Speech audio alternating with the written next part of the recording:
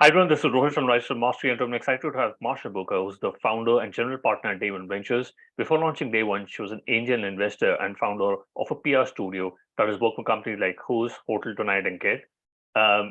Masha had worked in the venture capital industry for close to 13 years, and she was VP of Communication at Acronis and Head of Communications at deep tech-focused VC Runa Capital. A big thanks to Cindy B from Capital X for the reference. Welcome to the show, Masha. Thank you. Nice to be here. Awesome. So, how did you get into this world of venture capital? What was your journey all about? I had my first company. It was a social media agency that I started when I was 19, which in half a year was over 60 people and a few dozens of clients. And I met Serge Bell, who is the founder of 3 multi-billion companies, Acronis, Parallels, Rolson.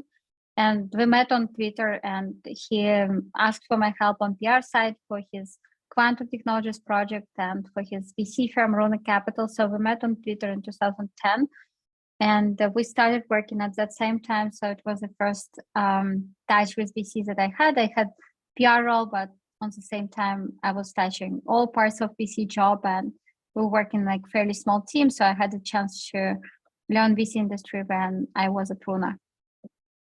Oh, interesting. And how did being an operator and founder of a PR studio help you, look at going through a bust impact and understanding how do you invest and work with founders?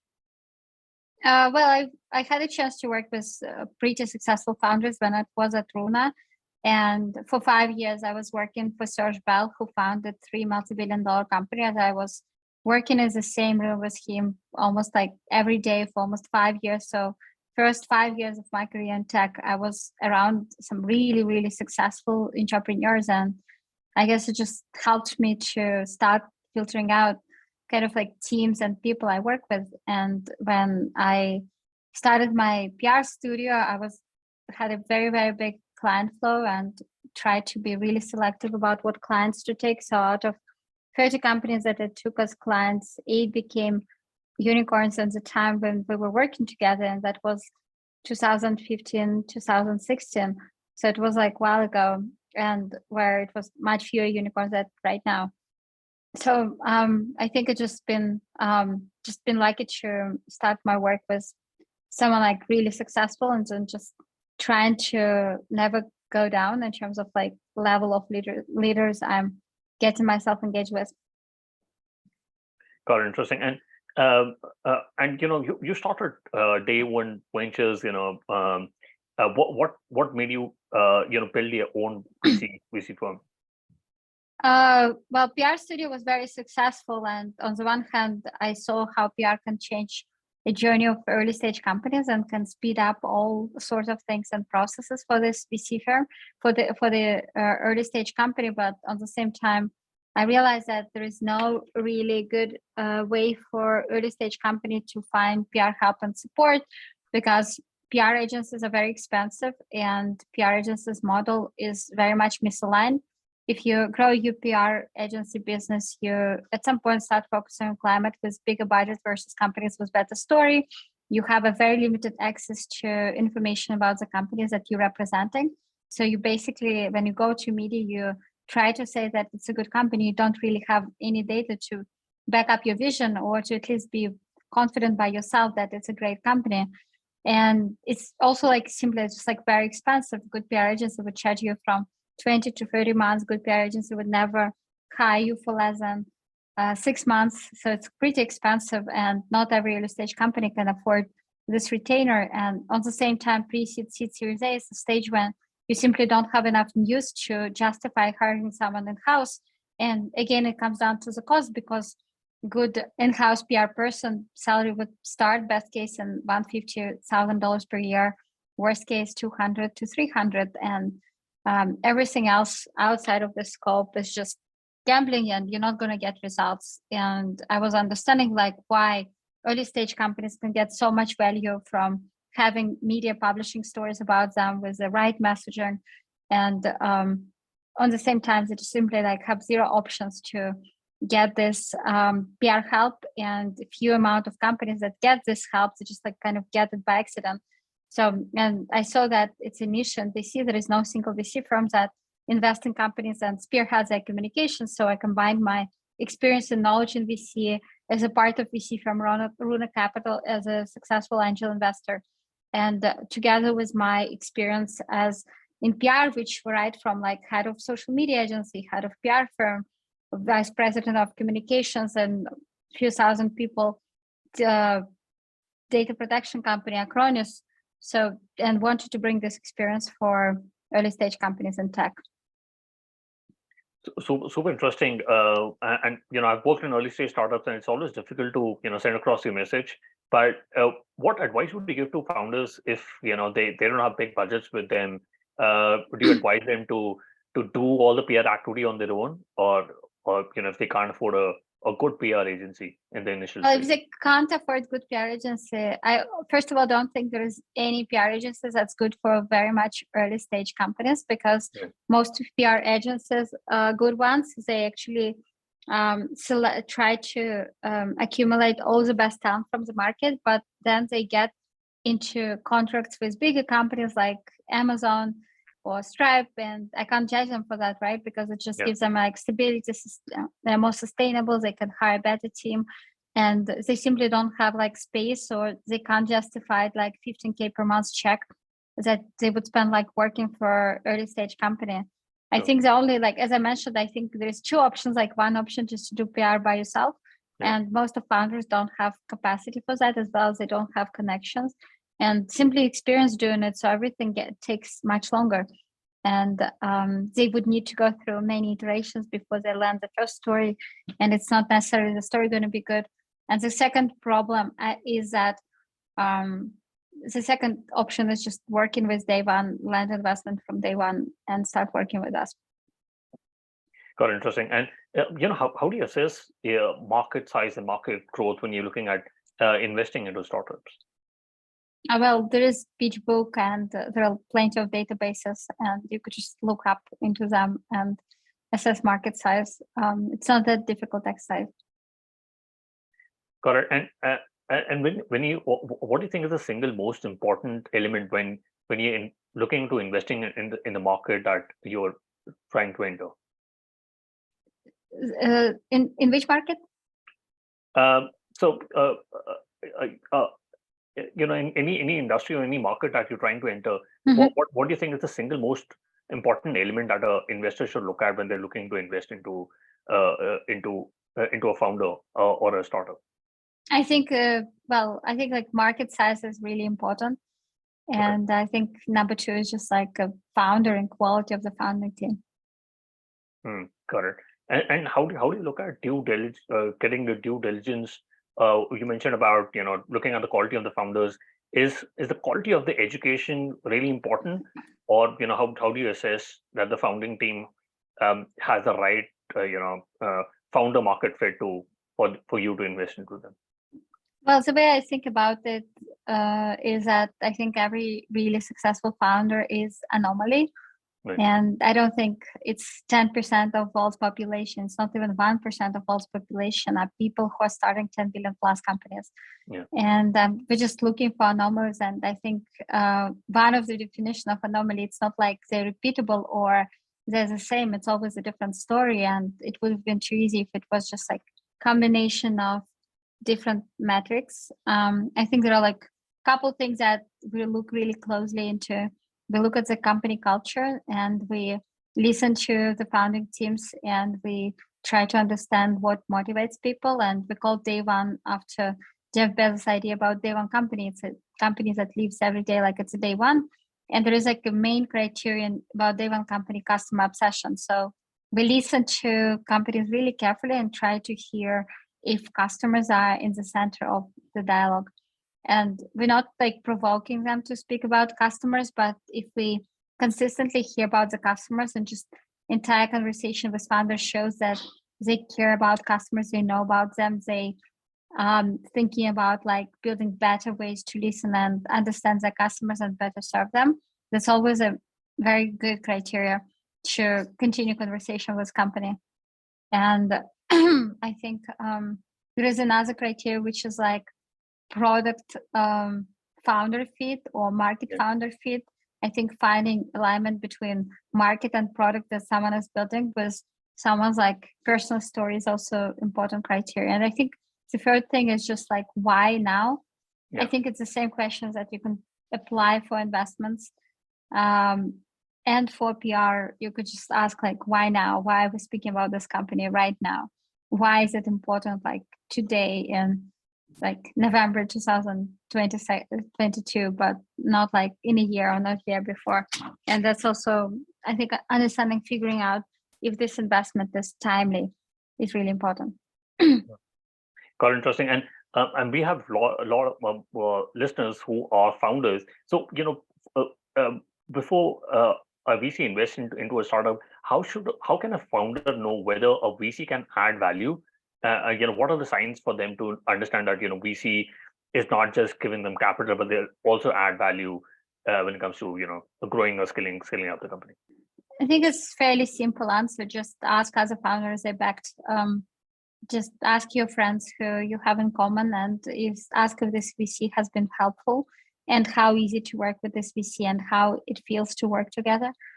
And I think number two, you can always, before closing investment, you can always like give a task or two to this VC and see how this VC will execute on task, and have a glimpse about how it's going to look like working together with this VC. Got it. Interesting. And this is like post investment. What can founders do to extract the most value from the VCs? Yeah, it's a good question. I think first of all, I think it's better to understand before fundraising what kind of help you need for the company, and what kind of goals do you have for the next like 12 months. And if you're lucky enough to have many options, it's really good to curate your cap table based on what your company needs. And I think it's very few teams that actually has a clear understanding what's the focus for them for the next 12 months. And lots of companies just like changing this goal, right? But I feel like as soon as you know what's your North Star, and then you curate cap table towards it, it's really the best. I would also say it's really good to be proactively stay in touch. I think first of all, like sending monthly investor update is superpower. Not every single team does it, but it really helps VCs about being up to date about what they how they can help you. And our portfolio companies really like using this tool called Cabal. It's getcabal.com to stay in touch with all parts and sides of your cap table and of your advisory board. It really helps to scale it, and it helps to track who's been the most helpful. I think matching very directly what exactly you need. I need intro to XYZ companies, this kind of role. I need, I don't know, head of marketing with this kind of level of experience. Here's job description. Just like being very clear about your needs is really important. I think it's kind of simple, and I think being utilizing your cap table as much as possible is just like a matter of execution. There's like no secret sauce except just like good execution on this. Got it. Interesting. And you mentioned about investor updates. Do you insist your founders to do monthly updates or quarterly updates? What do you think is the sweet spot where founders should be consistently speaking to their investors? I think it depends on the company. If you have enough news for monthly updates, it's better to do monthly. If you don't have enough news for monthly updates, you should at least do quarterly updates. I think quarterly updates is absolutely minimum. I think doing less than that is really not helping enough. I think the worst to receive some update right before companies start raising, because it comes out like with lots of agenda, and it immediately works like as a turnoff for your insiders. I think keeping consistent communications line, despite of like if you're raising, if you're not, and keep asking VCs for very specific requests and giving shout outs to the ones that helped you the most is also like a very, very good sign of like more disciplined and more consistent teams. Got it. Interesting. And I wanted to understand, how do you give feedback to founders, but also retain the relationship of trust and safety at the same time? considering the founders, especially at early stage, could be very attached to their idea, but you would want to give a feedback to ensure that they look at it at your point of view. Uh, what's been the best way to send that give that sort of feedback to founders? Well, I've never tried to force my feedback. I just don't think it's working. I Okay, think rule number one is to help when you ask for help. right. Even if I have a very strong opinion about something or suggestion, I first ask if someone is open to my suggestion. It's their company, and we try to give as much room and space for the founder to lead their own company. If I'm proactively asked with my feedback, I just share what I think, and I also try to listen their reaction, because investors are really involved in companies in a very sporadic way, unless they're like on the board. And I think lots of that, it's just, I think lots of investors are rushing this feedback without really finding out to the detail what's happening with the company, and this feedback is not necessarily comes off as something good. I think like listening is really, really important criteria, and not forcing feedback if you're not asked to is also something that makes your feedback more valuable in the time when they need it, not in the time when you desperately want to share it. Got it. Interesting. And where do you think VCs and founders have the biggest misalignment? I don't think like I have like one thing to really mention.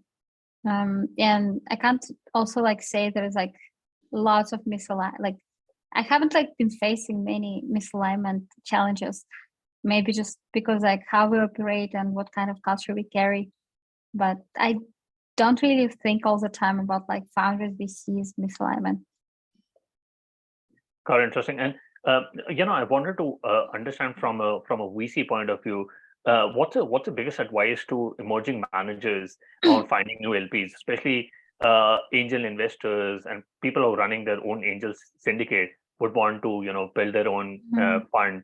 What's your advice to emerging managers on how do you raise funds, fundraising for I your think fund? like one, it should be a clear differentiator and just like clear explanation why your company should exist, and why, like what's different about your firm. Like you can see it very clearly in day one that with the only funds that spearhead invest in companies and spearhead their communications. And I think having this differentiator is really important. I think number two is just really like, I think in the beginning you have to go through lots of people. And if you want to get to the level when you're capable to allocate such amount of money, we're right now managing over $100 million between funds, right? And you have to be thinking through who you go to, and maybe like you will get faster to your target number if you go to LPs that can allocate more capital. Like it's, for me, it's like much easier to find 10 LPs who can allocate like 10 million each versus going to 1,000 LPs who would give you 100K check. There are like lots of great LPs and great people allocating 100K checks. But when I'm thinking about raising capital, I'm always thinking about where and how can I find like biggest checks. And it simply comes to amount of money the LPs manage or their net worth, and focusing first on the big check and just like landing big checks, and then taking only small ones that could be significantly evaluated, I think makes sense. I think early fund manager immediately go to everyone. They don't try to analyze how big check they can have with one particular LP. And then it just leads to lots of work and to very poor execution on every single lead. And I think the last advice is like to not give up. If you try to like land some like 2 million check from someone and it's just not working, you can always, and they rejected you can always ask why. And sometimes there's a reason, they minimum amount and you can adjust minimum amount, or sometimes they just misunderstood something and you can correct the way they understood what you do. And that could also lead to yes. So I would say just like don't immediately agree with rejections, and in polite way like ask what's the reason, to always have this like constant feedback loop and analyze. And like the last one, same about founders, just keep communication line with LPs, existing LPs and potential LPs in the time when you're not fundraising. So it's just, you don't come out of nowhere, so that they know and get to know you before you need to offer them the opportunity to invest with you. Got interesting. And do you think the current landscape, where it looks like we could head into a recession in UK and US, would it impact emerging managers' ability to raise? What advice would you give to them? Of course, it's influencing ability of emerging fund managers to raise, and I'm sure not all emerging fund managers going to make it through the cycle. And I think it's part of the way how market functions. It keeps the strongest ones and it removes the weaker ones, right? And I think the best way is just back the best companies and be a really good picker and help your companies as much as you can. That would indirectly lead to raising money. I think it's at the end of the day is a matter of your portfolio and your access. No, absolutely. And you've been in the VC industry for close to 13 years, and you've been running David Ventures for close to 5 years. Well, what's been your biggest hit, and did it get to change your mindset when you're looking at in that particular industry? We have plenty of big hits. We have a few unicorns, including WorldCoin, including DuckDuckGo, including Remote.com. We had exit from Truebill that we seeded at $1.4 billion a year ago, and it was great. I think every single story is just very different.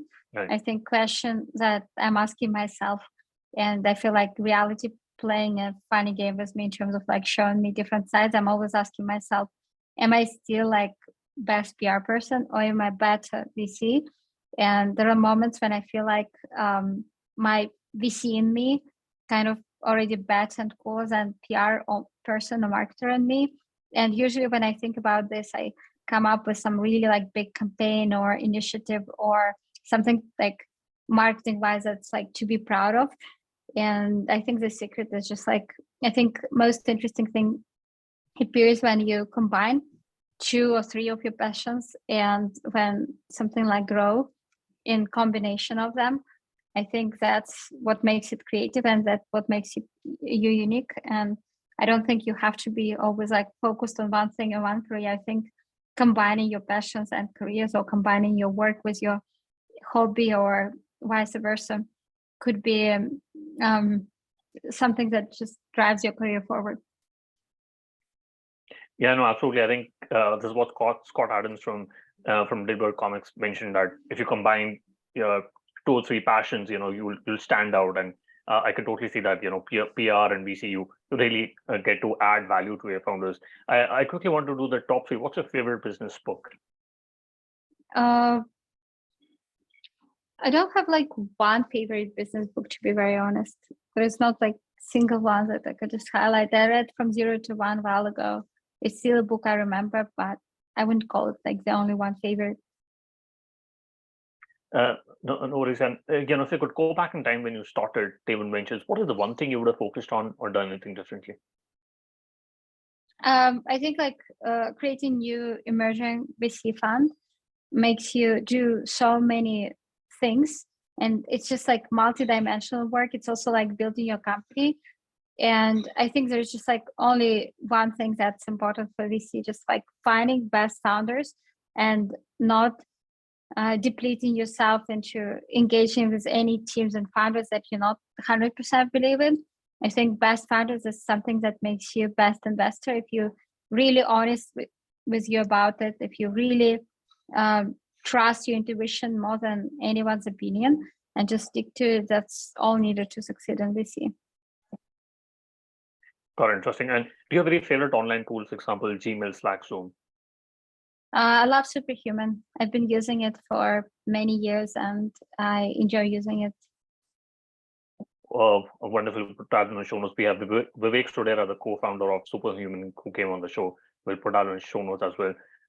Masha, what is the best way people can reach out to you and know more about David Ventures? I think the best way to start was just reading Day One Ventures website. It's dayoneventures.com. and keeping yourself up to date by following our Twitter, Day One VC on Twitter. And once you build up some context, it's the best moment to reach out. I think everyone can just reach out, Masha at daveonventures.com. And if they want to pitch their company, it's the best to send pitch directly, pitch at daveonventures.com, because we make sure we track of all requests and inquiries and emails that comes to this inbox. Correct. We'll put that in the show notes. Masha, thank you so much for taking the time speaking to us. I really enjoyed my conversation with you. Thank you so much. It's been a pleasure. Great question.